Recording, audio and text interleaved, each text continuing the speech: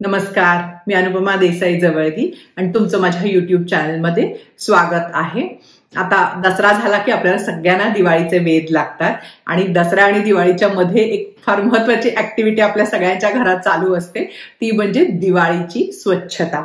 मग आता ती तुम्ही स्वतः करत असाल, कोणी तुमच्याकडनं ती करून घेत असेल, पण आपल्या सगळ्यांच्या घरात ही एक मोठा इव्हेंट असतो.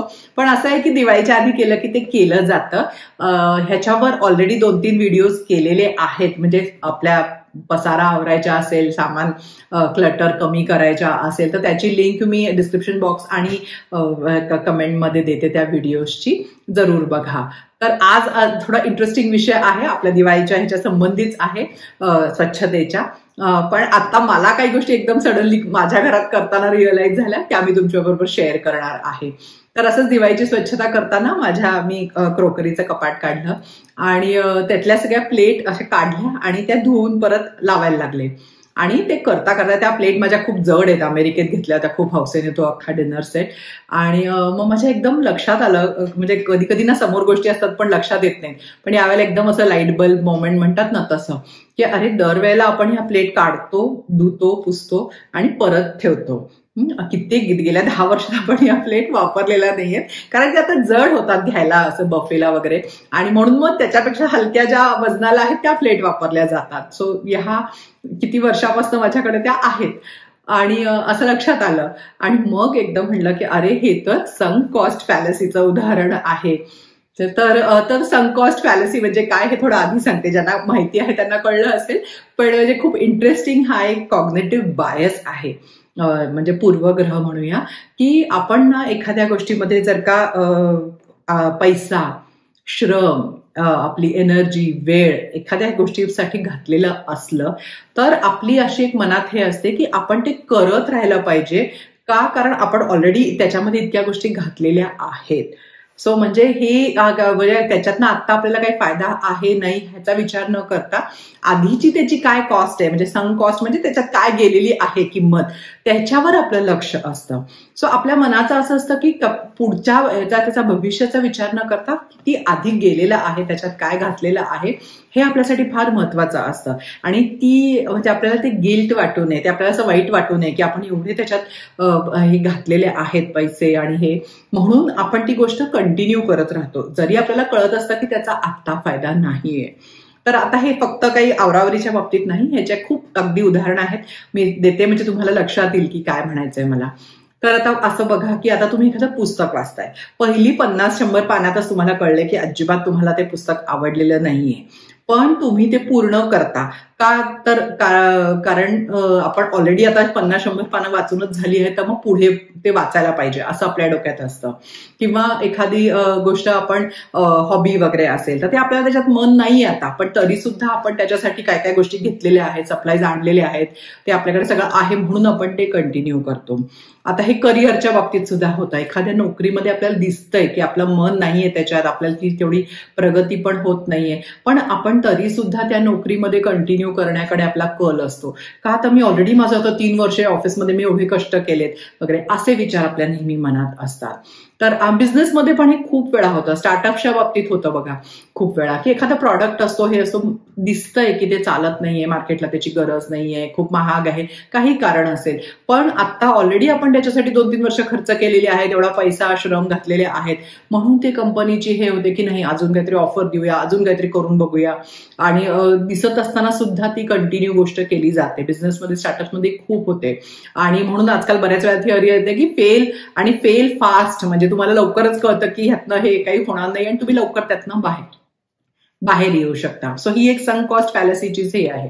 आता अजून नुसतं म्हणजे अगदी पर्सनल लेवलला नाही तर अगदी देशाच्या बाबतीत सुद्धा होतं की बऱ्याच योजना वगैरे असतात, काही की दिसत असतं की याच्यात फायदा नाहीये, तरी सुद्धा सरकार त्यासाठी अजून पैसे देतं का, की कधी ते ऑलरेडी इतके कोटी खर्च झालेले आहेत अशा दृष्टीनं. किंवा अगदी युद्धात सुद्धा बघा कधी कधी हरत असतात, पण तरी सुद्धा दिसतंय की सैनिक यांचा खूप लॉस होतो आहे, पण तरी सुद्धा तो देश अजून तिथे सैनिक आणि हे पाठवायला लागतो की या आशेमध्ये की ऑलरेडी एवढा आपल्याला हे झालेला आहे असं. सो आपल्याला नेहमी आपल्याला जे वाया घालवायचं नसतं, वाया गेलेलं आपल्याला तो लॉसचं आपल्याला दुःख जास्त असतं आणि आपण तेवढ्या गेलेल्या गोष्टींचाच विचार करतो. ह्याच्यात सगळ्यात चूक कुठे होते की आपण त्याची आता आपल्याला काय किंमत मोजतो आहे आणि पुढे त्याची काय किंमत मोजणार आहे याचा आपण विचार करत नाही. तर आता माझ्या प्लेटचं उदाहरण घेऊया. मी ते 10 वर्षात वापरलेलं नाहीये. दर वेळेला जेव्हा मी स्वच्छ करते त्या जड प्लेट काढते, धुते, माझे श्रम वाया जातात, वेळ वाया जातात, जागा वाया जाते. मी ते सगळं नीट ठेवल्या म्हणजे जी जागा मी ती घेतायत ती गोष्टी. पण ते जस्ट माझ्या मनात एक हे होतं की नाही हा आता एवढे महाग आपण ते आणलेले आहे एवढ्या हौसेनी असं. तर बऱ्याच वेळेला असंच होतं की आपण हा विचार करतो की किती पैसे ते घेताना दिलेले आहेत किंवा ती त्यावेळेला कदाचित गोष्ट महाग पण असते. म्हणजे आता बघा की प्रत्येक गोष्टीचं टीव्ही असेल हे हल्ली किमती कमी होत जातात. जे नवीन येतात तेव्हा त्या गोष्टीची किंमत जास्त असते. सो आपल्या दृष्टीनं त्या किमतीवर आपण हे असतो की एवढे पैसे देऊन आणलेली गोष्ट आहे असं. सो म्हणून ती आपल्याला त्याच्यातनं पटकन ती सोडवत नाही ती गोष्ट. आता ही एक सम कॉस्टच आहे की आपल्याला ते असं वाटतं की त्यावेळेला किंवा की एखादी गोष्ट खूप रेअर असते की त्यावेळेला ते किती छान डिझाईन हे होतं म्हणून आपण एखादी गोष्ट जास्त पैसे देऊन घेतलेली असते म्हणून आपली त्याची जास्त अटॅचमेंट असते. लिमिटेड एडिशन वगैरे अशा काही गोष्टी असतात त्याचे पैसे खूप असतात. सो तशी एखादी गोष्ट असते म्हणून ती आपल्याला त्याचे आपण दरवेळेला नुसतं वापर न करता नुसतंच ते ठेवत असतो. पण ह्याच्यामध्ये आता हे लक्षात घ्यायला पाहिजे की आपण ती गोष्ट त्याच्यासाठी जो आपण पैसा वेळ आणि हे गेलेला आहे आता आपल्याला त्याची आपण पुढे देखील किंमत मोजतो आहे. कारण दरवेळेला या गोष्टी नीट ठेवण्यासाठी जागा लागते. आता जागे स्क्वेअर फूटची कॉस्ट बघा. बऱ्याच वेळा असं होतं की आपण ते बऱ्याच लोकांच्याकडे अशा सगळ्या गोष्टी एखाद्या खोलीत ठेवलेल्या असतात आणि ती खोली म्हणजे बाकीच्या गोष्टींसाठी वापरताच येत नाही कारण तिथं असंच सगळं सामान असतं की ज्याचा काही उपयोग नाहीये पण टाकलेलं नाहीये असं. कपड्यांच्या बाबतीत हल्ली फार होतं. मुलांच्या स्पेसिफिकली बघा यंग मुलं असतील तर ते ऑर्डर करतात कपडे आणि टॅग सकट ते कपडे त्यांच्या कपाटात असतात. सो इधर ते कपडे ना ऑनलाईन मागवले वगैरे तर ते बसत नाहीत नीट किंवा ते आपण चांगले दिसत नाहीत म्हणून घालत नाही आणि ते कधीतरी वापरणार ह्याच्याने ते ठेवलेले असतात. पण जर का आपल्याला माहिती की आपल्याला ते बसत नाहीयेत किंवा ते नीट दिसत नाहीयेत तर अशी काय शक्यता असते बघा की तुम्ही तुमचे बाकीचे इतर चांगले दिसणारे बसणारे कपडे सोडून तुम्ही ते घालणार आहे कधीच असं होणार नाही की तुम्हाला बाहेर जाताना असं वाटेल की तो ड्रेस किंवा ते काहीतरी घाला म्हणजे तुम्हाला असं वाटतं की दिसत नाहीये बसत नाहीये. त्यामुळे ते फक्त एक आपण मनाला आपलं समाधान असतं की आपण ते ठेवलेलं आहे आणि आपण कधीतरी वापरू. ह्याच्या पलीकडे आणि किती जागा घेतात अशा गोष्टी. सो हे एक फक्त आपण लक्षात घ्यायला पाहिजे. आणि हे एक म्हणजे असं ऐकायला अवघड असतं पण असं आहे की काही पैसे गेलेले ते गेलेले आहेत ते आता पैसे परत येणार नाहीये. पण ही जी फ्युचर कॉस्ट आहे त्या गोष्टीची ती गोष्टी ठेवण्यामधली जी कॉस्ट आहे त्याचा आपण विचार करायला पाहिजे. सो आता काय होतं आणि आपल्यासारख्या घरातनं आपल्याला लहानपणापासून सांगितलेलं असतं की वाया घालवायचं नाही, अगदी एक रुपया महत्वाचा आहे. त्यामुळे आपण हे का ठेवतो कारण आपल्या मनामध्ये प्रचंड गिल्ट असतं की आपण एवढे पैसे घातले त्याच्यात आणि आता ते कसं त्याचं सोडून कसं द्यायचं देऊन कसं टाकायचं असं ह्या दृष्टीनं. सो म्हणून हे जड जातात. आता कसा विचार करायचा हे सगळ्यातनं कसं बाहेर घ्यायचं कारण ह्या सगळ्या गोष्टी ठेवण्यामुळे आपल्याला काय नुकसान होतंय ह्याचा थोडासा विचार करायला लागतो. आणि असं पहिल्यांदा स्वतःला माफ करायचं कारण कोणीच एखादी वस्तू ना नुसती घेऊन ठेवण्यासाठी घेत नाही. ठीक आहे तुम्ही ते घेतली उत्साहाने हौसेने काहीतरी घेतलं असेल वाटलं असेल की ते लागणार आहे पण नाही लागत आहे तर असं आता मी माझ्याकडे ते डिशेस आहेत तसं तर अशा गोष्टी तेव्हा घेतल्या जातात.